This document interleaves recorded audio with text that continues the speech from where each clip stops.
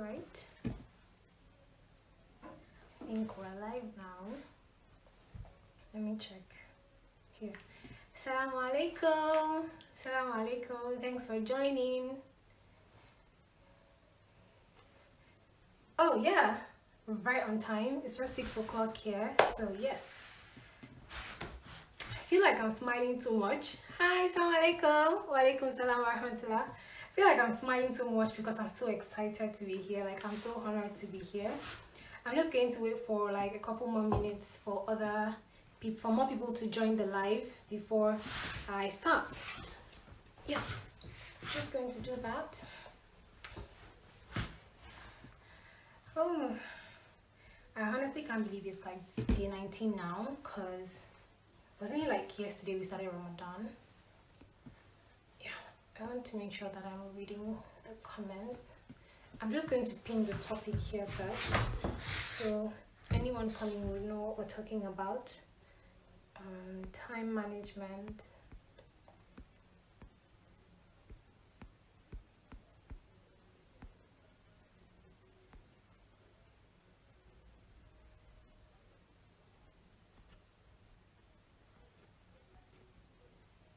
Uh-oh.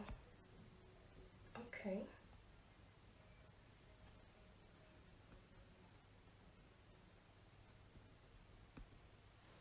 Yes. I think I switched my camera mistakenly. Yeah, how do I do this? Is it this way? Okay, found it.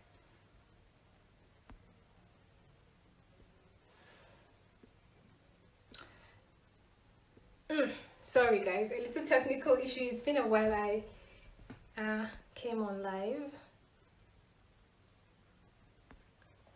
So 6:01, I'm going to start at exactly 6:02 so that, yeah.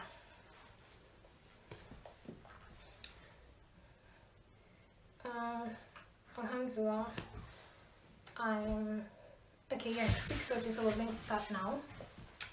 First, I'd like to say a big thank you to the Fariha network, everybody behind the scenes.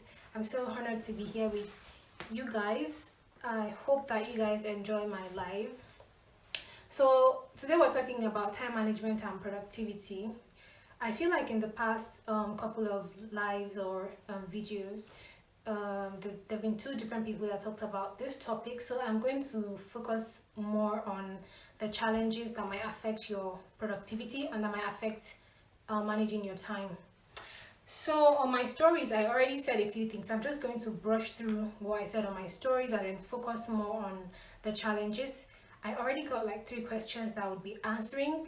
As the live goes on, if you have any more questions, you can always send them and I'll just check and respond. So I'll just check my notes. I made sure to make a note of everything I wanted to talk about so that I don't just go off topic. Yeah. Yes. I'm going to start with the first question I got that asked about managing time in this pandemic. I'm starting with that because that kind of goes along with managing time and being productive in Ramadan as well. So the first things first is set your boundaries. That has worked for me over time, setting boundaries. And since the pandemic started, my husband has also been working from home, but we've somehow found a way to set our boundaries such that being at home does not affect the productivity of anyone. I, on the other hand, I'm a freelancer and a content creator, so I've always been working from home with my child, so there's no how I would be able to function properly if I don't manage my time the way I should. Thank you so much for joining. So the first things first is set your boundaries so that however how do I put this, so that whatever challenges you come along the way, it won't be a fault of yours. Then to the basic stuff, dress very comfortably and clean your space. I am a very big advocate of clean spaces. Clean spaces spark my productivity, sparks my energy level.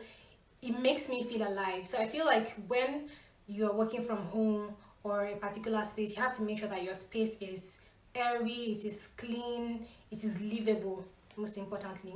So, and dress comfortably. You don't want to wear something that you're uncomfortable with, that you have to be dragging. I mean, alhamdulillah that working from home, if you don't have to take calls, sisters, you don't have to always have your hijab on, feel relaxed. If you feel comfortable wearing your hijab, yeah, that's fine as well. But the most important thing is for you to be so comfortable that you, how do I put it, some people find it very comfortable working from their desk, some people from their bed. I work from anywhere. So most importantly is make sure that you're very comfortable in what you're wearing and in your space. That would help you get a lot of work done. Then thirdly, I would say actively manage your calendar. I work with a routine. It has helped me a lot. So basically when I wake up, I already have things that I do after Fajr, Salah, my skincare and things like that. So you need to set a routine that works for you, that fits into your day, and you need to have this routine around every other thing that happens during your day. For instance, I set my routine around my child, because knowing that kids, they're unpredictable. So I know that everything I do, I factor in when my baby has to take a nap, when she has to feed. So I factor in all that in setting my routine. Everything else that comes outside that day would just be handled as an extra. So that's it. Know your priorities. When you set your calendar, you need to know your priorities. And there are different ways in which you can set your priorities that would help you tick off your task very easily. I'm just going to share the ones I have here. Urgent. So when you put the most urgent things on the top of your list, you know that this one I need to tick off my list ASAP. And then you go to things that are important but not urgent. Yes, I need to do this one, but it's not the first thing I need to be doing. Then you also go to things that are urgent but they're not important. So if I don't even get them done, then it's neither important or not urgent. So these ones are things that you could afford to carry over to the next day, because I'm an advocate of carrying things over to the next day. If you feel like, oh, this is too much for me, I can't handle it, it's okay for you to take a break and just carry over to the next day, as long as you don't have to meet a deadline. Hi, Assalamu alaikum. Then no multitasking. I find that personally as a mom, I do a lot of multitasking, but trying to be productive a lot at home means you have to plan yourself so well that you should be able to focus. I think that's the right term. You should be able to focus on whatever you're doing. So you don't want to have half of your mind in the kitchen, half of your mind at work. I don't think it's going to work that way. So you have to focus on the most important thing that you want to get off your list and completely shove aside multitasking. Multitasking is just going to leave you going here and there. I've done part of this, I've not done part of this. When you already prioritize and you're managing your calendar the right way, you tend to just pick things one after the other, and just makes your work more easily. Yeah. Then prioritize your energy management. Yes. This works very well because you need to know the time that your energy levels are up, when you feel so active. I personally feel very active in the morning. When I know that I'm just waking up, I feel refreshed and all of that. If you have a very early start to your day, you might find out that you are much more active in the morning, or you can get a lot more done in the morning. Maybe when everybody is still sleeping or relaxing and all of that, you get much work done. So know the time that your energy level is up. Know that at so time I'm going to be tired. For instance, we're in Ramadan. I know that from time like 6, 7, 8, I'm already tired. Everything else I do, I'm going to be so sluggish. So I make sure that in the morning time, when I wake up after Fajr, I try not to go back to sleep, even though most times I do.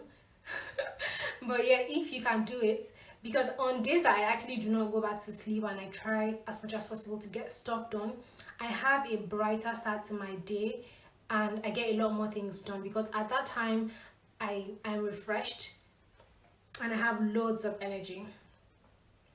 Also, delegate your task. If you have people that can help you, that you need to tell, you just have to supervise to do things, yeah, why not delegate your task and tell them what they need to help you do, so that you don't have so much that you're burdening yourself with. You can always check in on them once in a while to make sure that, oh, they're doing great, they're doing fine, and everything is on track.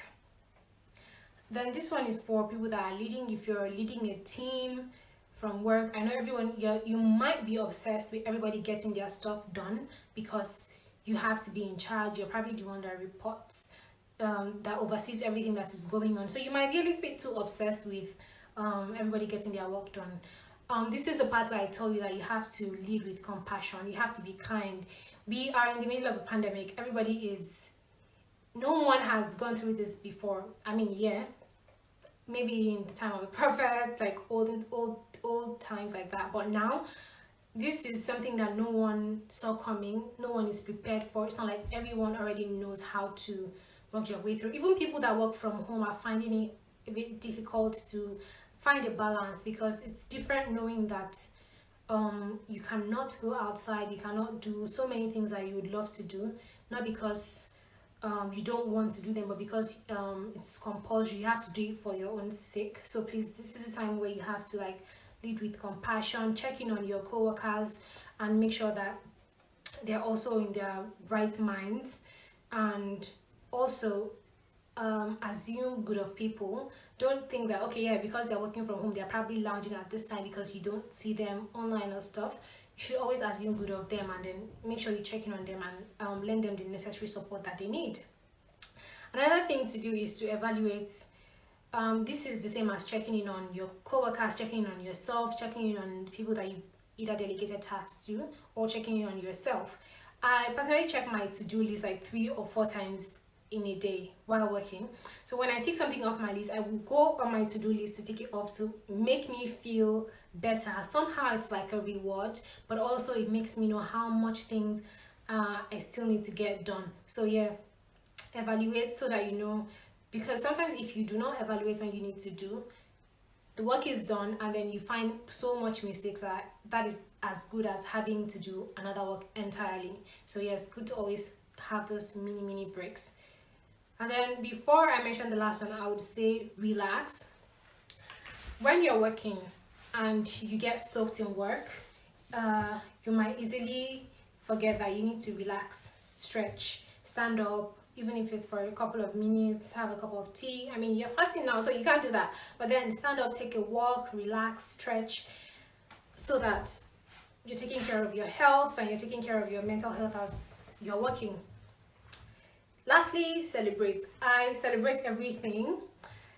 When I achieve something, no matter how little it is the way I tell my brain that you're doing amazing, you can do this, and you've got this. So yes, no matter how little your achievement seems, there's no one else that's going to carry your achievements as theirs. There's no one that's going to celebrate you as much as you celebrate yourself. Even if they do not feel it the way you would feel it. So yes, celebrate yourself a lot.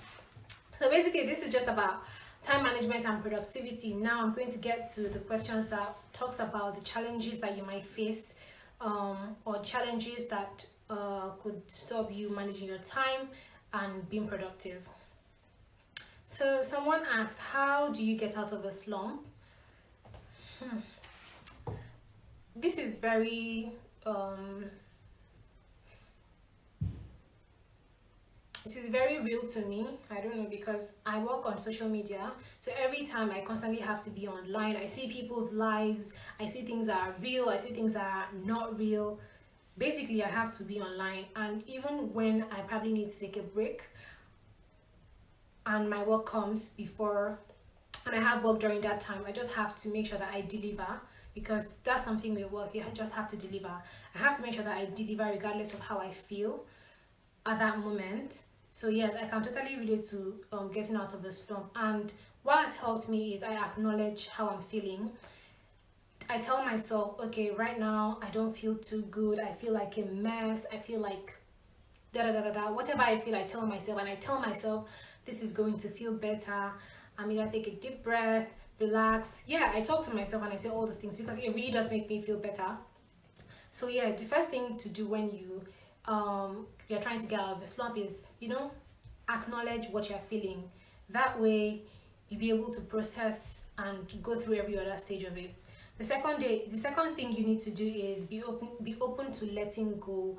So yes, you know that this is how I feel. Are you ready to feel another way? Because sometimes when we're in pain or when we are going through something, we are so deep into it that we tend to wallow in it, and we're so comfortable that we don't even want to get out of it. Yes, we might tell ourselves we want to get out of it, but we're not actually making any active effort. We're not making any effort to get out of it. And if you're not doing anything like that, that means you are still going to keep wallowing in it. So yes, you need to ask yourself, am I open to letting go? Second thing you need to do is be open to letting go. Then talk about it. I'm a very big talker, so yes, no matter what you're going through, there's someone somewhere else that's gone through it. You need to find people that you trust, that you can tell how you feel, and you are sure that they would reassure you. If you have a mentor, if you have friends, mostly people that are more experienced, that have seen a lot in life, that can tell you that, oh, what you're going through is not new. Not that that takes away your pain, but they let you know that you would get past whatever it is that you're going through, and you can do it. So yes, you need to talk about it. However, do not throw a pity party, because sometimes when you go through stuff, you be like, you tell this person, you tell that person, you might tell them to feel better about yourself, but when there's too much pity around, you're still wallowing in it basically. So do not throw a pity party. The moment you know what your problem is, you get a lot of a few sorries, pick yourself back up and start moving. This is easier said than done, because sometimes I know that my wallowing state takes like days, and I'm just there in one spot. I don't want to move, I don't want to do anything else. But really, adulting doesn't really give us that chance. So you need to talk about it and find a way to and make active effort to try to move on. Also, take a break. When you feel, when you're in a slump or like in a very difficult position, I feel like most times your mind, personally my mind is clogged. It's either maybe I've consumed too much content, because I'm a content creator. So it's either I've consumed too much content, or I'm battling with anxiety, or anything that it is that I'm going through. The best way, the things that have helped is taking a break. Either you want to take a walk, either you want to do a few workouts, you just want to have ice cream or cereal, anything that will basically get your energy up. If you think if lying in bed will get your energy up, then by all means do that. But I can tell you that taking a walk would probably be more breeze and open your mind more than you lying in bed. Yeah, so do something that would lift your energy up. Sometimes listen to podcasts. I listen to podcasts when I'm doing my chores, when I'm with Inaya, when she's doing her thing, because I really get tired of all the baby song noise that I listen to every day. So yeah, it's always good to have a balance of something that you feel very connected to. Basically, connect yourself with earth, with nature. When you do that, somehow it lifts your spirit, because these are things that you cannot these are things that are beyond your power, that makes you be grateful to Allah basically. So also have a positive mental diet. You can do this by surrounding yourself with people that are positive. I think everyone does this. They have like different sets of friends, of people that they know, acquaintances and all of that. But when you're in your weakest states, there are people that you know that when you go to them, you are certain that you come back better. You come back better than when you went to them. So yes, always surround yourself with people that would lift you up, even if it's just for that time, for you to get your energy back up and your drive and your passion. Because yes, once in a while we lose our why. It is normal, it is life, and it happens to me a lot. Sometimes I just feel like I don't know what I'm doing anymore. I cannot connect. I feel like I'm doing it for the wrong reasons. It is fine. You just take a deep breath and reconnect, unplug. Then something that I also like is shock your system. Switch it all up. I switch things around my house. Okay, yeah, mine might not be normal because I do it like too much, but yeah, switch it all up. If you have a routine, it's good to have a routine, but if you feel like you are stuck, it is okay to dismantle everything and start from scratch. Cancel it. You wrote the routine, you can also rewrite it. So yeah, shock your system and switch it all up. it gives room for a fresh start. This particular room I'm staying in is my baby's room, and I think this is the second. I've arranged this room twice this week, because every time I move things around, I switch things up, it gives it a little, it makes me feel like there's something different, there's something new, and it makes me feel much more comfortable. So when you're feeling too clogged, too in yourself, you need to explore or do things that would take you out of your comfort zone, such that it makes you feel better. Yeah. Then help someone. I don't think there's anyone who has genuinely lent a hand to somebody that needs it and doesn't feel better. Even if that sounds selfish, the truth is you're helping someone, and Islamically, when you help someone, Allah is also going to bless you. So, and also aside from the fact that Allah would bless you, you instantly feel that I don't know how that peace, yeah, like solace. You feel very relieved. You feel good, because I mean you've just done something good, and you need to like praise yourself for it. Then be grateful. I'm putting this last because I feel like everything else that I've done that's on this list, if you're not grateful, everything else might actually fall apart. The first thing that you do is, alhamdulillah, no matter how difficult things are, always be grateful to Allah, because everything you do is not by your power. It's not because, oh, I'm so brilliant. It's not because I'm smart or anything. Even if you're actually brilliant and smart, who gave you the wisdom? It's Allah subhanahu wa ta'ala. So yes, He gave you that, and so He can give you more. Whenever you are grateful to Him, He would open doors that you didn't even know existed. He would open doors that you had no idea that, I mean, He would give you opportunities that you had no idea that you could have access to. So yes, be very grateful to Allah subhanahu wa ta'ala. You can go on your sujood at any time during the day. He hears you every time. He's available for you every time. You can say a silent prayer in your heart. He would always listen to you. If I made a post on my Instagram last week about how during my pregnancy I learned how to talk to Allah, because no matter how stupid or how silly you think whatever you want to say, what you're going through is, the only person that's not going to judge you, that will not side eye you, that will not make you feel anyhow, is Allah subhanahu wa ta'ala, because that is what He wants you to do. He wants you to come to Him and say that I want this. He wants you to ask Him because He wants to give you. So no matter how silly it is what you want, go to Him and tell Him, Ya Allah, my nails are falling apart. I want stronger nails. I don't know if that sounds so silly, but yes, to the things that you think are so minute, He puts you together, so He knows what you need. You need to tell Him, this is how I feel. And there's never been a time that I went to Allah that I did not feel good. And this is not the fact that maybe He has answered your prayers or whatever. If you trust, you need to put your trust in Allah so much that you're not, even if your prayers are not instantly answered, you know that He has heard me. I have said what I want and I have left it to Him. Whatever it is that you're going through, tell Him and release it to Him. Leave it to Allah for Him to sort it all out. Whatever comes at the end, know that this is from Allah. And lastly on that, I would say take action. When you've done this, you've refreshed, you've re-energized, you've spoken to Allah, take action. It might be difficult to pick yourself back up, but you need to push yourself. There are a lot of times that I have to consciously push myself.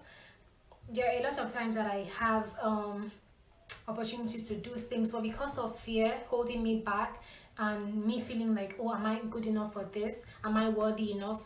I want to turn back and say, oh no, I'm sorry, I can't do this, or I'm unavailable, and all those excuses that we tend to bring up. But you need to like push whatever fear, push that boundary. I feel like when fear comes in, it mostly comes from a place of I'm about to do something good. Most times when you are so scared you want to do something, it's mostly because you are scared of your own ability. So you need to like accept it and take action. So the last question I got was about battling with imposter syndrome. I have loads of notes. I'm just going to rush through it because we don't have much time. Battling with imposter syndrome. I constantly battle with this, and it is no joke. I know that at one point in time, everyone in their lives would go through something of self-doubt. Am I good enough? Am I doing enough? Am I a fraud? Honestly, before I even started my takeover, over on my page, I'm like, I low-key feel like a fraud that I'm going to talk about time management and productivity, because it's not every time that I manage my time as perfect as I would like, or I am so productive. But that is the truth. The truth is, you're human and you're not perfect, and you would never be perfect. Perfection is unattainable, so let that go. Battling with imposter syndrome, I'm going to list a couple of things that I feel like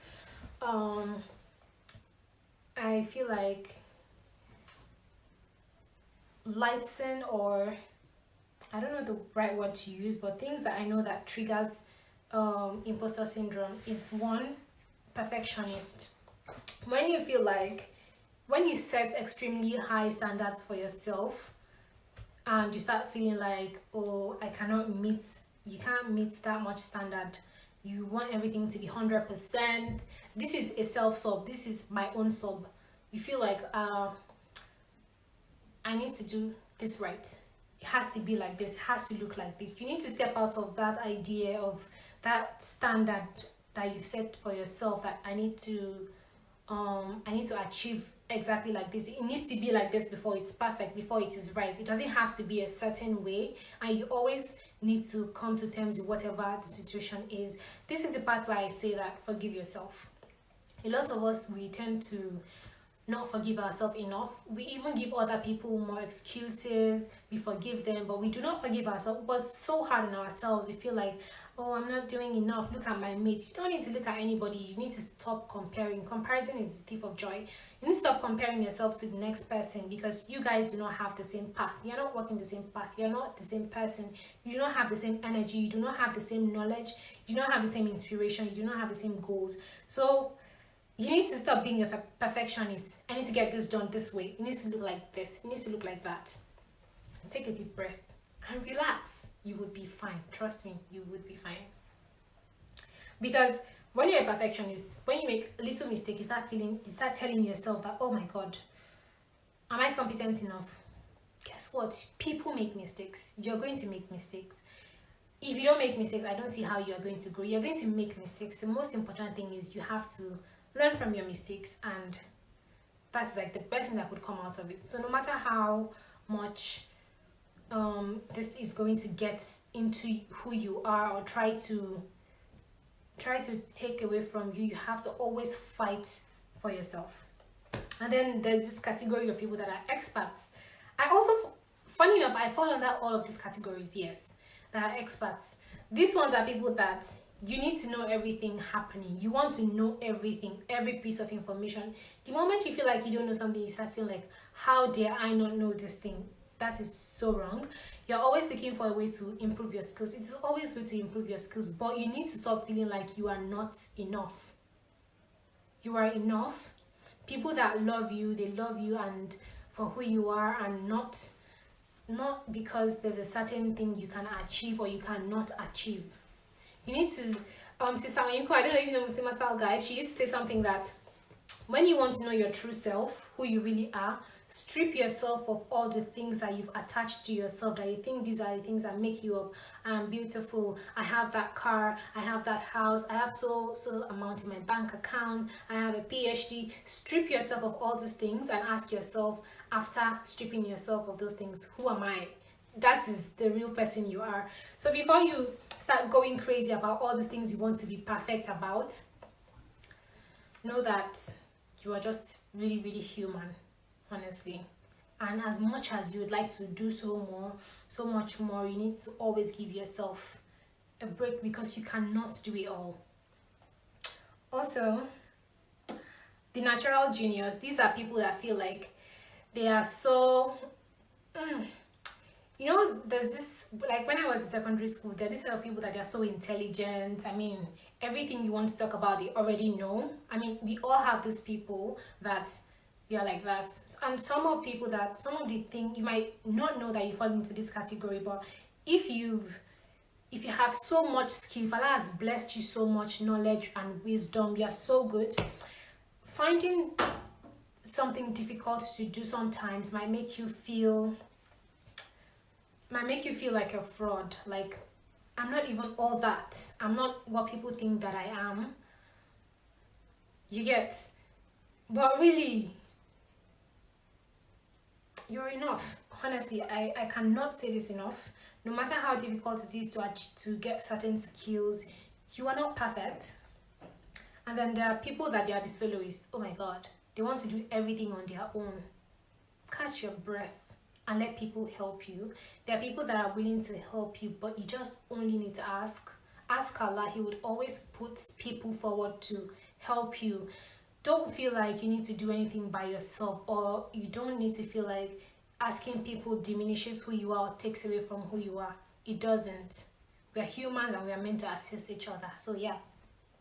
And then the Superman and the Superwoman that feels like they've got this. Yes, you've got this, but you don't have to push yourself so hard. You don't have to push yourself so hard that you are trying to prove to yourself that you are not an imposter. You don't have to push yourself so much, because when you push yourself so much, you are showing that you do not respect yourself, you do not value yourself, and you do not love yourself. Because if you love yourself, you would hype yourself when you need to hype yourself. You would call yourself out when you need to call yourself out. You're going to, honestly, you're just going to be sincere with yourself. So yes, be sincere with yourself. When you've done something wrong, tell yourself, oh my God, no, this ain't it. I didn't do this well.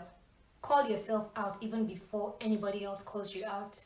When you constantly check yourself, you feel more normal. You feel less like a perfectionist. And when you feel less perfect, there's a very high chance you will not feel imposter syndrome. That's the truth. It would almost fade away, because then you don't feel perfect. So there's nothing that anyone thinks you are that you're trying to claim that you aren't.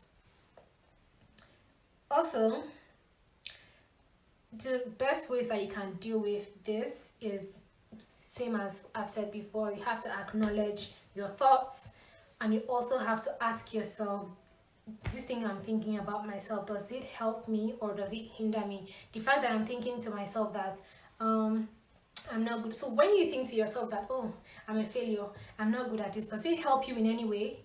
Does it help you feel better? Does it help you get work done? If it doesn't, then you need to banish that thought. So you should learn to ask yourself that after you've acknowledged this thing that I'm doing, is it good for me? Is it good for my mental health? Is it bringing any positivity to me? Basically, then you need to accept that you have some role to play. I mean, you have a part in your success. Give yourself a round of applause. Take yourself out. Buy yourself shoes, buy yourself flowers. I don't know, any form of reward. I mean, there are various types. Buy yourself a book. Whatever it is that would make you feel better, reward yourself and tell yourself that, yes, I did that. I look myself in the mirror and be like, yes, you're that bitch. Oh, I'm not supposed to say that. But yeah, look at yourself and tell yourself that, yes, I can do that. Honestly, you need to believe in yourself more. You need to give yourself more credit, not in a way that you are now obnoxious or you're not humble, but you need to know your capabilities. This helps you know that, yes, I'm not perfect, but I am trying. You just need to give yourself more chances. Then focus on providing value. When you're giving value, you can always see people respond to you. You guys are laughing, I'm sorry. When you're giving value, you can always see people respond to you. As a content creator, once in a while I ask my community, my tribe, I ask them that, what do you guys get from my content? Are you guys enjoying? What do you guys want? And all of those things. you need to provide value. I take this as when you provide value for people, you definitely get feedbacks. These are things I hold as testimonials. When someone says something nice to me, take a screenshot, babe. Take a screenshot. If you can frame it, and look at this. When you start feeling like you're not enough, you're not doing good, look at these things and tell that I made that person feel better. I solved the problem for this person. So maybe I am not that bad.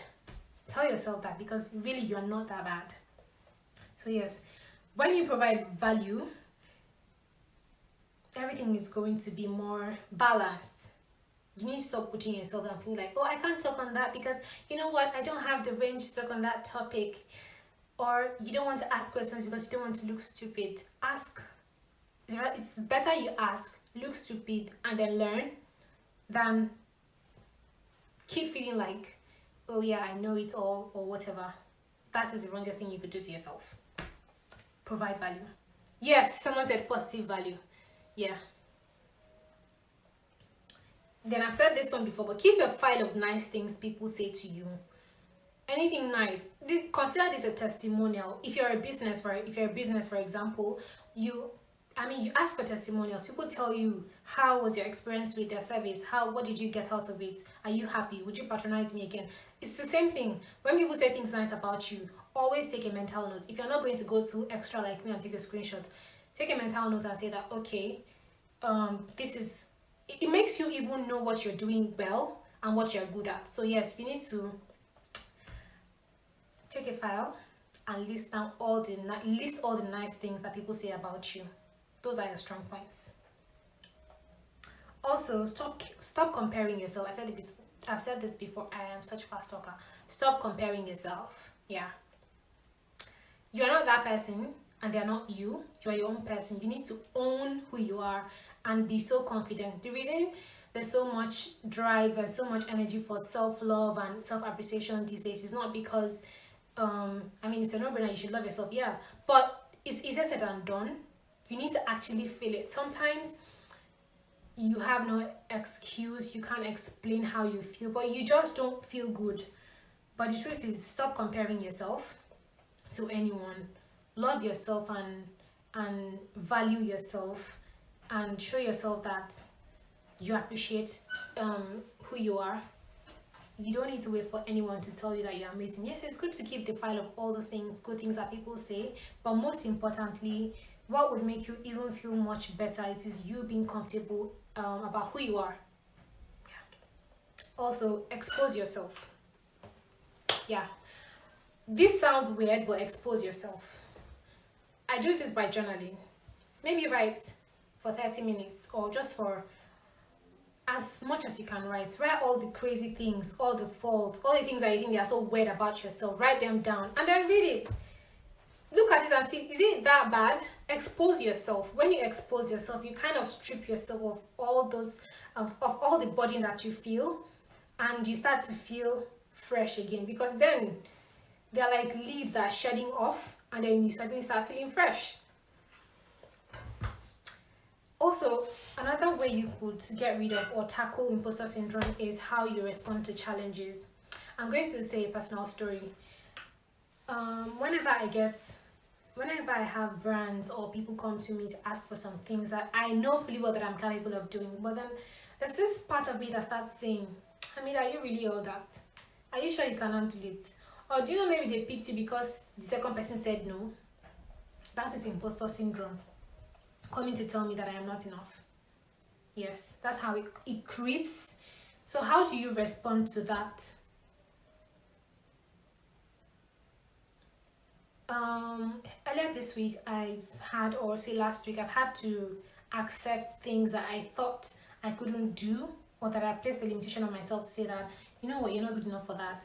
And the moment I got the mail, I'm just like, yes, I'm going to read through, I'm going to accept this, then I'm going to develop myself if I find myself lagging anywhere. So yes, how do you respond to all these creepy thoughts that comes into your head? Because being wrong does not make you a failure. The fact that you're wrong about something or you've made a mistake doesn't make you a failure.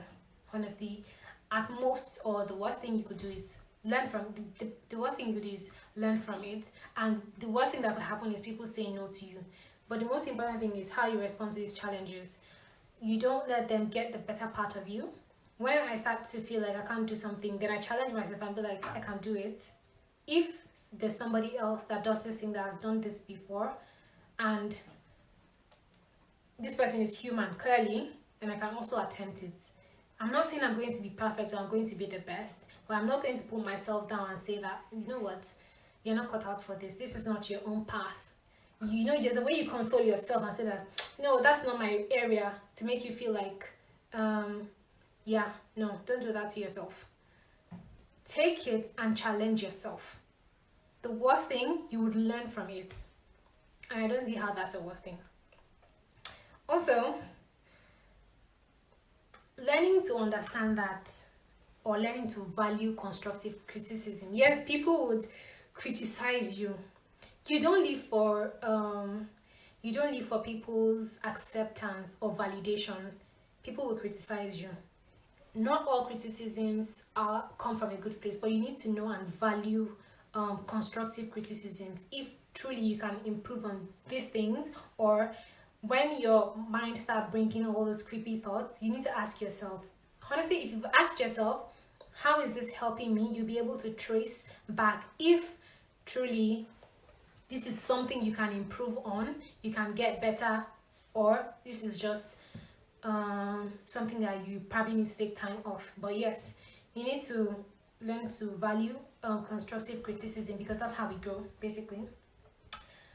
Okay. Lastly, I would say that what I've been saying since is to value yourself.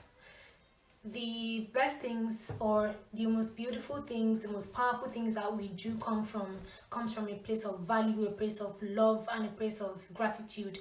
When you're grateful to Allah, when you're grateful to Allah, you are you know that He has blessed you with this knowledge or this wisdom or this particular thing, and you know that you have to share with other people. It's like when Allah blesses you with so much knowledge and you're concealing it and you're hiding it, how are you going to do that to yourself? Because when you don't share who you truly are, you don't share your gifts, you are robbing the world of your awesomeness. That's the truth. So you need to value yourself and forgive yourself enough, and always let yourself know that you are enough. I hope that in one way or the other, all these things, because they've helped me at different points in time. They've helped me battle imposter syndrome. They've helped me feel like a better person. They've helped me start afresh. And yeah, never be afraid to start afresh. If you did it once, or if you've never done it before, you can always attempt to do something. Do not be afraid to start afresh. People start things every day. If you fail, you're just going to stand back up again. So yeah, I really do hope. I didn't even leave chance for people to ask more questions. I don't know if you guys have any other questions, but I made sure I focused into the questions that I already got before the live, and those were the ones I answered. I hope we're all having a great Ramadan. My Ramadan has been amazing. I'm a breastfeeding mom, so I really didn't think I was going to be able to fast so well. And wow, I've been doing amazing. Yeah. So that is it. Don't place limitation on yourself. You are doing great, and you will do things that you have no idea that you can do if you trust yourself a little more. So I hope this has been an amazing session, and you find maybe one or two things helpful. Yeah. So we're going to wrap this up. If you have any questions, whatever, you can drop them here. I will answer on Insta stories. But thank you so much for joining to watch my live video. I was so nervous before this video because I haven't done a live in a long time. So yeah, it means a lot that you take your time out. You could be doing anything. I mean, it's Ramadan, but you chose to be here with me. So thank you so much. Jazakumullahu khairan. I pray that we all enjoyed this session. I pray that we all get the blessings of the month of Ramadan, basically, and I pray that Allah answers all our du'as. Jazakumullahu khairan. And the last thing I would say is, verily, after every hardship comes ease.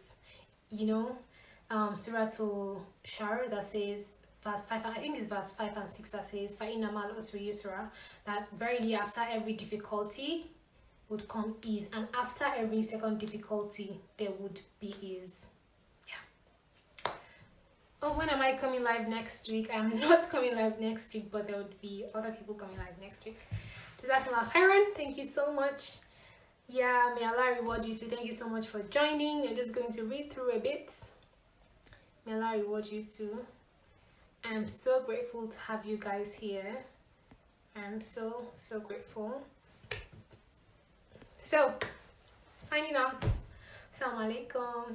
This is where we end the live video. I need to stop being awkward and just end this. I love you too, Tawakkalt. Thank you. She's so cute.